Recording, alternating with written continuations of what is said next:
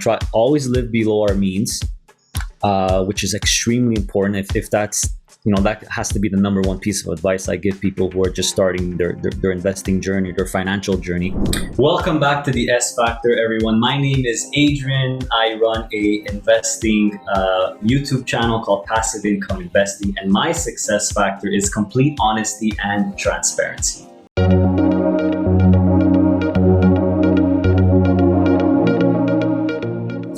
Hello, Adriano. Welcome to the S Factor. How are you today?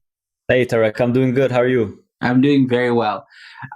This is very exciting for me because, Exciting for me too. Awesome. I've been watching your videos for a long time now, and I've always been fascinated by your story. Obviously, we're going to talk about all that, and we're going to talk about, passive income and everything that you're doing right now. But Sure. Before that, I think we want to go little ways back. Let's go back maybe 10 years or so. 2012, I believe that's when you first started investing.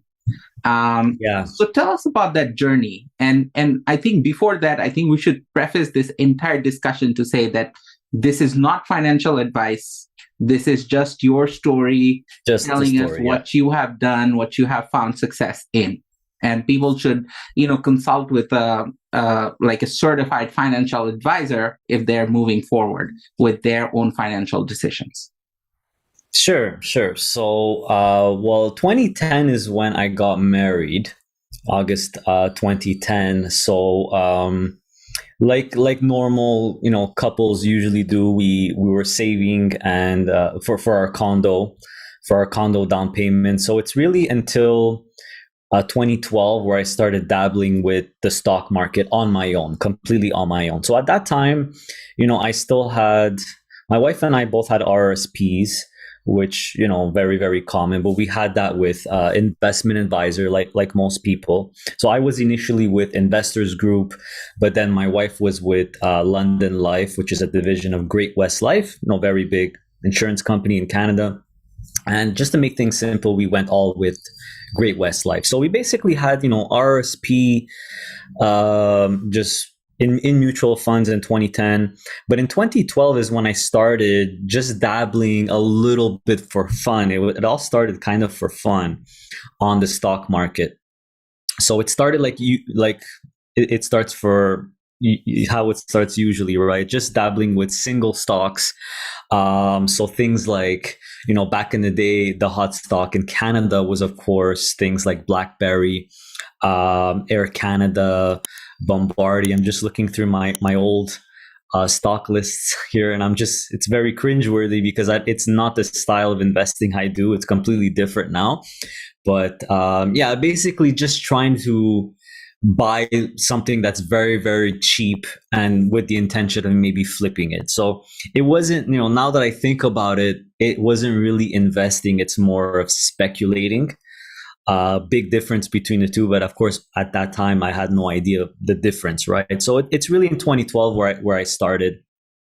And to be honest with you, I made more money than I lost, which is actually pretty rare when someone, tries to swing trade basically or speculates with stocks. So that went on for a couple of years up until really 2016, 2017, where I started getting more into dividends and dividend oriented stocks. So still, single companies, but single companies with dividends. So at that time, if I remember correctly, oil was, energy stocks, which are very popular in Canada, was really having a bad time. So I would, try to find these high yielding dividend energy stocks, very risky, and trying to, get them low while having a big dividend. But as you probably guessed, that didn't really work out. Those are the first dividends to get cut, right?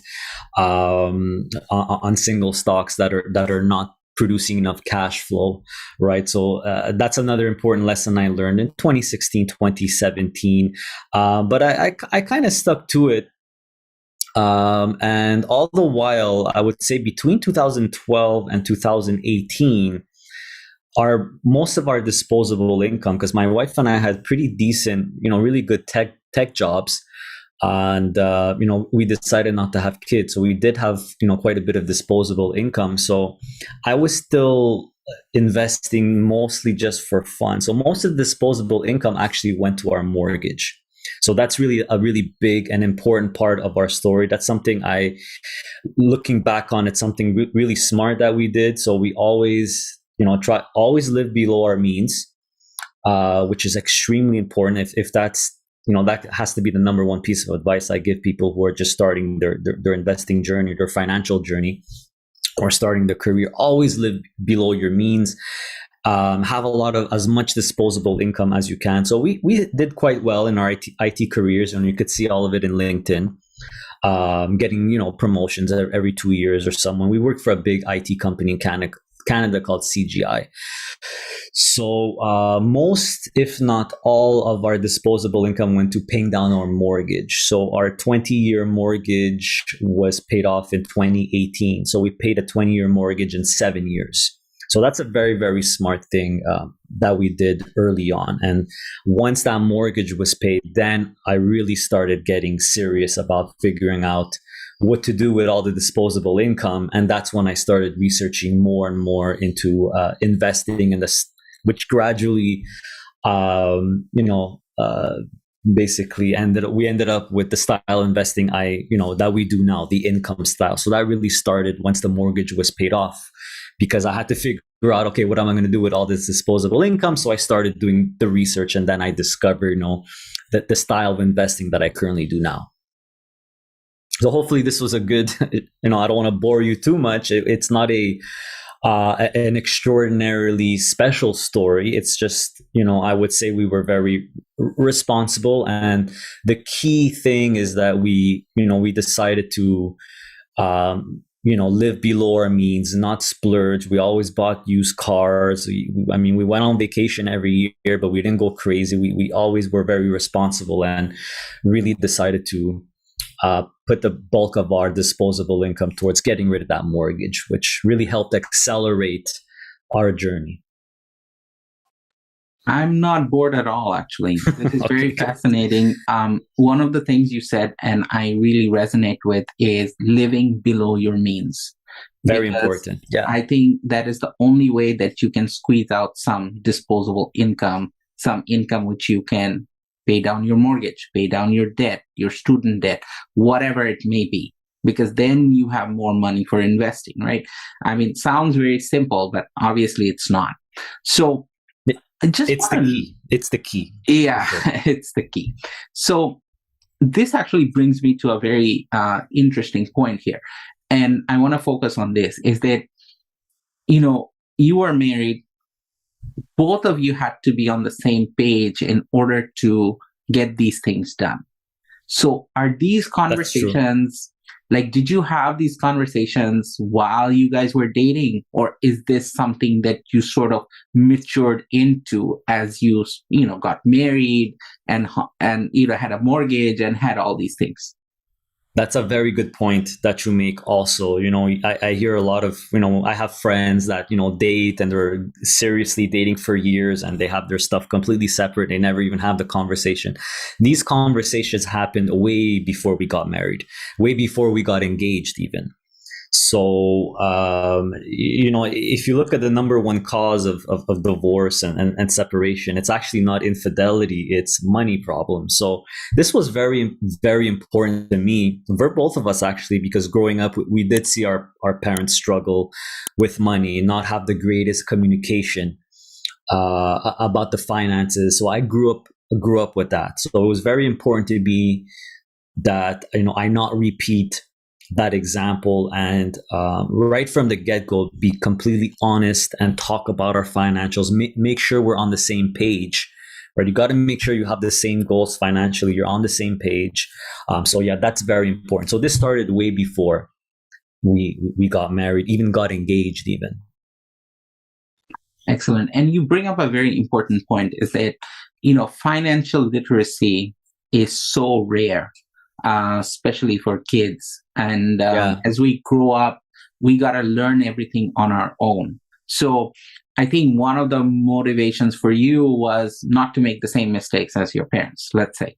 For sure. So, what kind of resources or tools did you use during that time to gain more knowledge?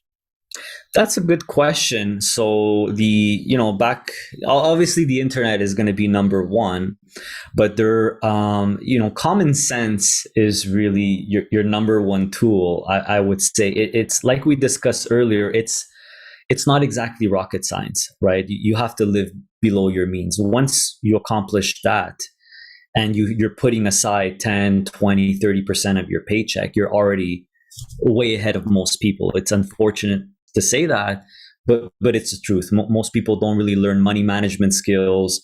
It's not really taught in school.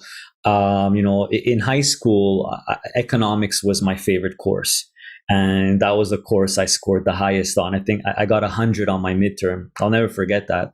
My teacher gave me, he came at my desk. He wrote, "You got 99 on your exam." I'm like, "What do you mean? It's impossible." You know what I mean? Because all the questions were like 2% each or something. And he's like, "Yeah, I don't believe in 100%. Nothing's ever 100%." So I'm very grateful to that. I had a really good economics teacher. This is in grade 10. So what's the age? 11 years old? No, 12 years old or something like that. So it fascinated me, learned about loans and mortgages and the stock market and the law of supply and demand. So, I mean, it's a shame that there's only one course. It's only one high school course. I mean, there's that, and then you got to take like, Shakespeare and chemistry and physics and all this other stuff where you're probably never going to use. So it's a shame that it's not taught that much in school, but the internet really, it really helps, although it could be dangerous as well, because you could have a lot of false information out there. But the internet is really the most powerful tool. And I have to say that I read a really, really good book called Automatic Millionaire. So I can't remember who the author is, but he has a whole series of similar titles, and that whole book was about making everything automatic. So instead of, we hear the expression in Canada, RSP, the RSP rush, which is now basically the first 60 days of the new year. So instead of, the whole book said you have to make it automatic. So instead of waiting last minute to do RSP contributions or invest your money, once a year at the end of the year when you probably have no more money left, take it right away from your account every month, make it automatic, schedule automatic withdrawals, 10% of your, start with 10% of your after tax salary needs to go in your RSP, make it automatic, just like the taxes are taken off automatically off your paycheck. Right? There's a reason the government did this. Back in the day, they didn't do that, right? You had to pay your taxes after. And what happened is a lot of people weren't paying their taxes, so they made it automatic. So kind of the same thing, right? You got to pay yourself first. That's something the book, I'll never forget, the book was very specific with that. When you're investing in a retirement fund, your RSP, whatever it is, whether it's on your own or with a financial advisor, you're actually investing in yourself. So that's very important. So I thought that was really interesting from that book. And ever since then, after reading that book, both my wife and I had automatic monthly withdrawals to go to our RSPs, right? So that's how it started. So I would say it's very important to learn the basics, make sure to have common sense. There's a million books out there and good videos to watch on YouTube, for example. The basics are really, really the same, right? You have Dave Ramsey. I really like Dave Ramsey's way of thinking. He has the baby steps. It's pretty easy. You need a written budget, live below your means, get out of debt. It's actually always the same steps to reach, financial success. So, yeah, that's basically it. Okay, excellent. So just jumping back into your timeline here, Yeah. we're talking about paying off the mortgage by 2018. Yeah. So how did you guys build up this system? Like, for example, how much of your earnings should go directly towards your mortgage? How much does it go towards your investments, your expenses, etc.? So did you guys have like I'm assuming you had a system in place which made it automatic? Yeah, that's exactly what we did. So whenever we would, example, get a raise or a promotion at work, whenever we would get a bonus, instead of spending the bonus, I would literally email. I had my banker's email, very nice lady, and I would just send her an email and say, take $3,000, please put it on the mortgage. Right. So instead of like, and I would do it right away because it's very tempting to spend your bonus on, I don't know, a new laptop or on a trip, on whatever. So I would do it right away when we would get like a bulk of money, like a bonus, for example. And when we would get raises, it would be the same thing. When you get a raise at work, you should raise your automatic withdrawal to your retirement account and your mortgage as well. So I would do the same thing. I would email my banker and say, look, instead of taking, I'll never forget our mortgage, because we even took a 20-year accelerated mortgage to start with. So we would have paid it off in 18 years if we would have never put anything extra on it.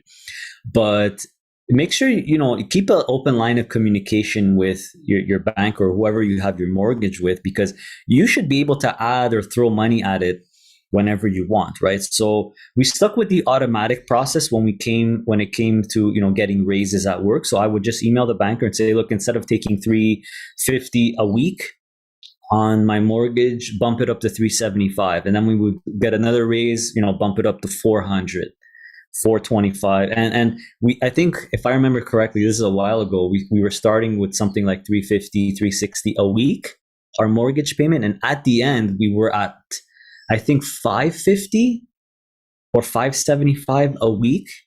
So by increasing it automatic and making it automatic, it kind of gives you that discipline, or you don't really have an excuse, right? So it's a good discipline. It's a good system to make it automatic and do it as soon as you come into some money. You could throw it at the mortgage, or if you get a raise, you should raise your retirement contributions and your if possible your mortgage payments as well. So that's basically how we did it. Excellent. I understand by 2018 you guys were doing about $1,000 of passive income a month. So our mortgage was paid off completely by mid 2018. Okay. So at mid 2018, or maybe a little bit before then, this was at the height of our careers as well. Mm-hmm. So we had even more disposable income. So that's really like I mentioned earlier, when I started really doing some hardcore research, and I really love dividend stocks, but I wanted a little bit more income, a little bit more yield without the risk. So a very important lesson that I learned: if you're chasing high yielding single companies, you're very at risk for the dividends to get reduced. So this happened to be time and time again. I could just think of a few stocks right off the bat: Vermilion Energy, Crescent Point Energy. Those are two energy ones. Aimia is another company I was actually working for, and they, I believe, canceled the whole dividend. What's another one here? If I look through my list, there's a couple of them. Chorus Entertainment, another one. So that strategy wasn't working. So I started discovering the funds, or high yielding covered call funds, where they had really good quality stocks pooled together like a regular fund or an ETF does, except they use income enhancing strategies. So I said, let me test this out. And because our mortgage was paid, we had a lot of disposable income. So we started investing heavily in these types of funds. I still had single stocks at that time. I was kind of testing the waters with it. But we eventually got to about $1,000 of income, of dividend income every month fairly quickly, probably by the end of 2018 or beginning of 2019, something like that. So that's what really, once we saw that it worked month after month, getting that $1,000, it was very, very cool, very nice to see, very exciting. Now I'm not that excited about it anymore, because like I tell people, the excitement kind of wears off, like when you start a new job and you're excited to see your first couple of paychecks. By a year later, it's kind of expected, right? It's not like you're going and check your pay stub anymore. So it's the same type of deal. So once we figured out that it worked, we just built on that, built on it basically. Yep. So when did you guys quit your jobs? Yeah, so my wife quit first at the end of 2019. End of 2019. Yeah. So, like I said, the mortgage was paid at mid 2018. By mid 2019, as by early 2019, maybe first quarter of 2019, we started crunching the numbers, and we realized, first of all, our property, our condo, was at a really good location in Montreal. We had it assessed, and we were just crunching the numbers and say, hey, listen, if we sell the property for this much, we would get this much money. I think we got about 450,000 for our condo in the end. I can't remember if it was net or gross. I think it was net 450, but we had paid maybe $100,000 less than that. So we would have made $100,000 of profit, plus our mortgage was paid. So we just crunched the numbers. What if we would invest 450,000 in this style of investing, the income style? So we simply crunched the numbers. Math doesn't lie, right? I'm a very analytical person. We both work in the tech field, so we're by default, we're very analytical. So we crunch the numbers and say, hey, we're going to make about $4,000. So it would have increased that 1,000 to about 4,000, or a little over 4,000. And with that, hey, we could easily afford a rent and pay all our living expenses. Literally, we would get our financial independence like that. So that's what happened. So that's what we did. So the end of 2019, I think October, or we sold our condo in October. We got the money, because it takes time to actually get the money, the notary and everything, in December of 2019. Invested it all in that month. And that's when my wife, she was first to quit her job. I started working because, not just because you get your financial independence doesn't mean you just have to quit everything and whatever. So I still had a good job at Air Canada. I liked my job. A very flexible, work from home, could work from wherever you want. So it was very good paying job as well. So I stayed, but my wife was kind of unhappy at her job. So she quit first in the end of 2019. Very, very liberating. So that's when she first quit. I quit maybe about 8 months later in late 2021. A year and 8 months later. So I stayed at Air Canada quite a bit longer, just to make sure, because you still want to be responsible, right? So yeah, I'm looking at my LinkedIn here just to remind me. So I stayed until end of October of 2021. So I stayed another year and a half more. All right. Excellent. That's the timing, basically, for the jobs and stuff like that. Yeah. Okay, perfect. One of the things which is really fascinating is obviously your YouTube channel. I've been a big fan. I've been watching a lot of videos over the years, right? So how did you get this idea? Perfect. How did you get this idea to start the YouTube channel in the first place? It's pretty funny. How it started. So I've mentioned this on my channel a few times in an older video, but I'll tell you, basically, once you become financially independent, and my wife quit her job, as you could expect, friends, family, everyone in shock. How are you doing this? How is this possible? We had a pretty active social life at the gym. We're basically at the gym 6 nights a week. So we talked to a lot of people there, and eventually, people found out that, she quit her job and we're making this much money every month. So people kept asking us, over and over again. How are you doing this? What do you mean you're making this much a month? How do you invest this way? So we kept getting a lot of questions just by friends, family, random people, acquaintances at the gym, for example. And it's actually because it's kind of unheard of, and most people don't even invest on their own, don't know about, let alone this style of investing, the income style, which is, it's not a mainstream style of investing. We had to explain it, and it could be very hard and long to explain it. Sometimes you're there, you're talking to the person 15, 20, 30 minutes, you explained everything, and by the end of it, they're still confused, right? So it was one night at the gym. This was early 2020, right before COVID. Right before COVID hit.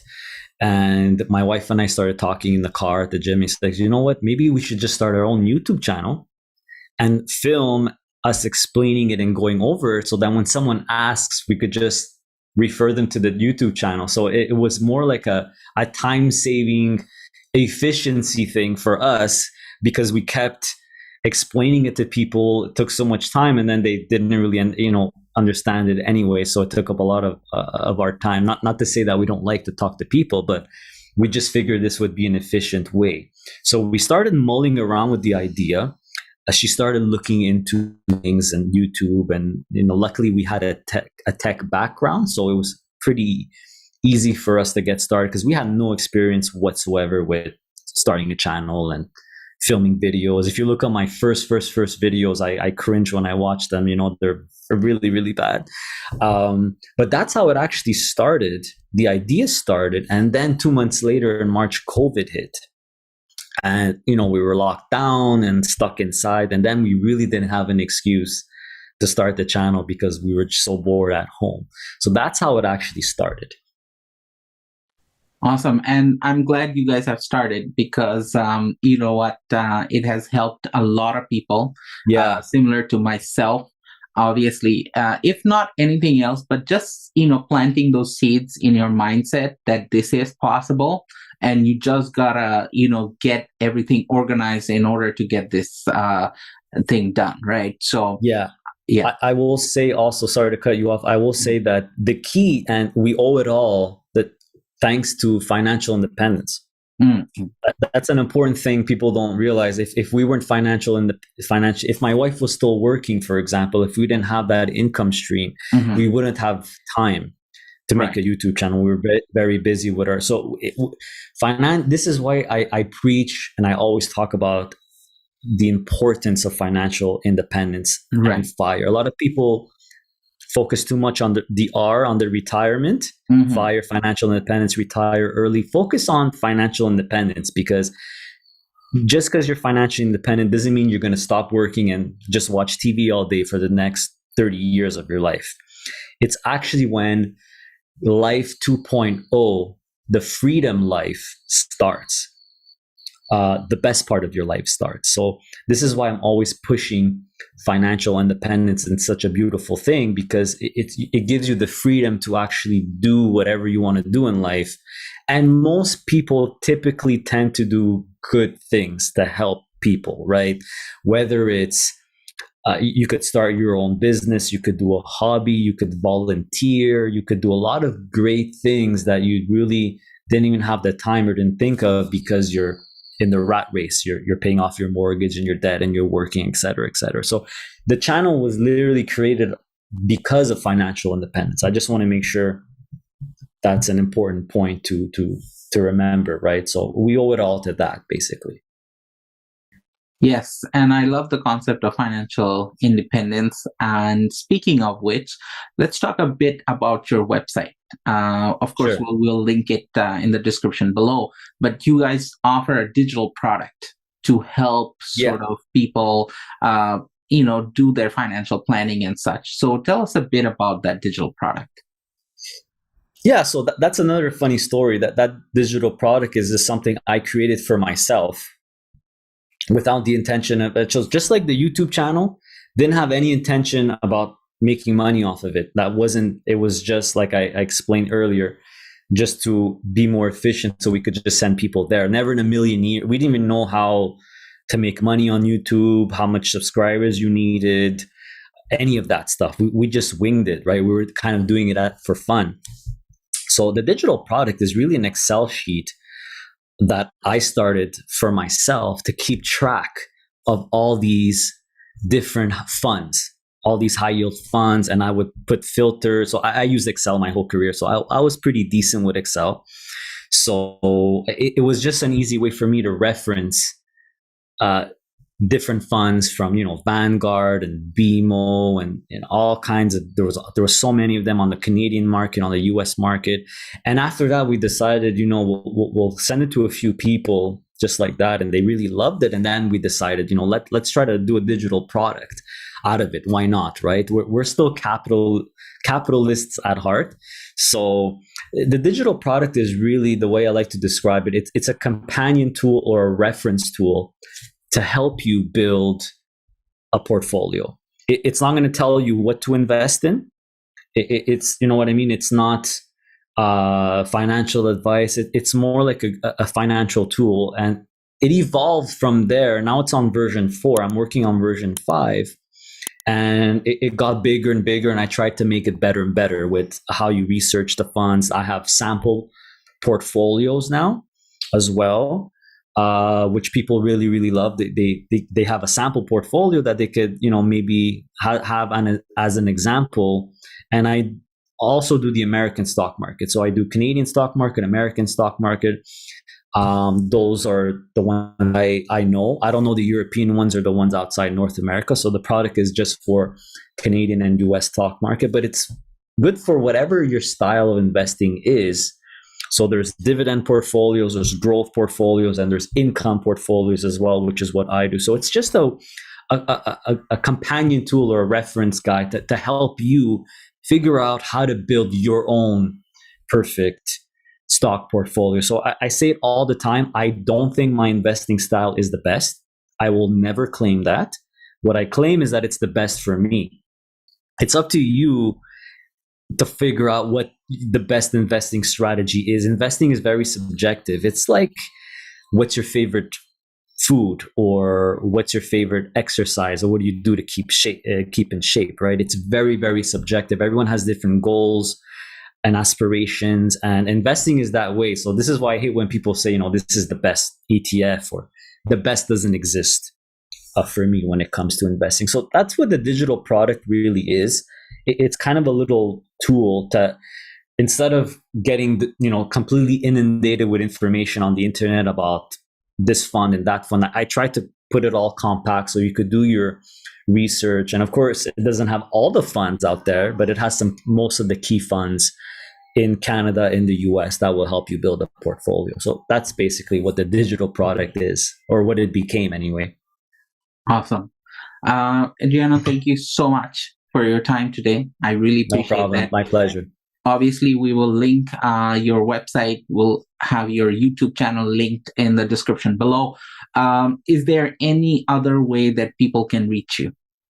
Well, on my website, there's a contact us form. So the digital, I offer 2 products and services. Digital product is one. I also offer a one-on-one coaching session. Mm-hmm. So, I'm not a licensed financial advisor. This is just purely a conversation. Mm-hmm. But some people really like that one-to-one comment, private interaction. So I offer those sessions where you could book a date with me on my calendar. That also is on my website. It's right there on the homepage. Besides that, it's my YouTube channel. So we try to publish 2 videos a week. Mm-hmm. And the best way to navigate the channel, and I got to make an intro to my channel video. I'm still need to make that, but looking at the playlists on my channel, if you click on playlist, mm-hmm. that's probably the best way to navigate my channel, because I separate topics with playlists. But mm-hmm. my most popular videos by far have always been, and probably will always be, my monthly portfolio unveil video. So mm-hmm. being honest and completely transparent is very important to me. I'm not trying to deceive anyone or anything like that, although that's what some people think. So I am completely honest. I actually show my entire stock portfolio from A to Z, including my gains, my losses, my monthly income, what I buy and sell from on a monthly basis. So you could basically follow my investing journey. on my YouTube channel, which is called Passive Income Investing, by the way. Awesome. Thank you so much for your time today. I really appreciate it. My pleasure. Take care, buddy. Nice.